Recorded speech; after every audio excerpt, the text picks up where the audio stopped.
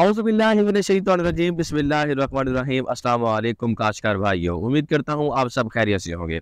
जैसा कि मैंने अपनी पिछली वीडियो में बताया था कि पाकिस्तान में महकमे मौसमियात के मुताबिक 12 और 13 अप्रैल को बारिशों का नया सिलसिला शुरू होने जा रहा है और वो सिलसिला शुरू हो चुका है।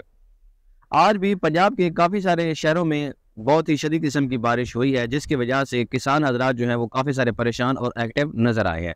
अभी मैं जिस खेत में मौजूद हूँ, यहाँ पर आधी फसल जो है वो काटी हुई है, आधी फसल की गांठें बनी हुई हैं और आधी फसल जो है वो बाकी रहती है। तो जैसा कि मैंने अपनी पिछली वीडियो में बताया था कि 15 अप्रैल को शदीद किस्म की बारिशें होनी है।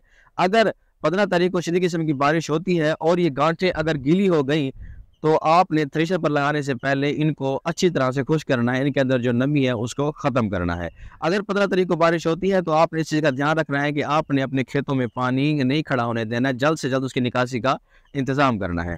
और तमाम किसानों से, तमाम काश्तकार भाइयों से गुजारिश है, थ्रेशर लगाते हुए आपने इस चीज़ का ख्याल रखना है कि थ्रेशर का मुँह जो है वो खेतों की तरफ ही रखना है, ताकि रोड वाले जो हैं वो इस धस वगैरह से बच सकें और किसी भी किस्म का हादसा होने से बच जाए।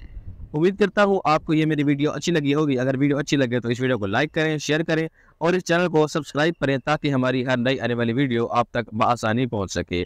और अगर आप अपने इलाके का मौसमी सूरत हाल जानना चाहते हैं तो हमारे कमेंट सेक्शन में अपने इलाके का नाम शेयर करें।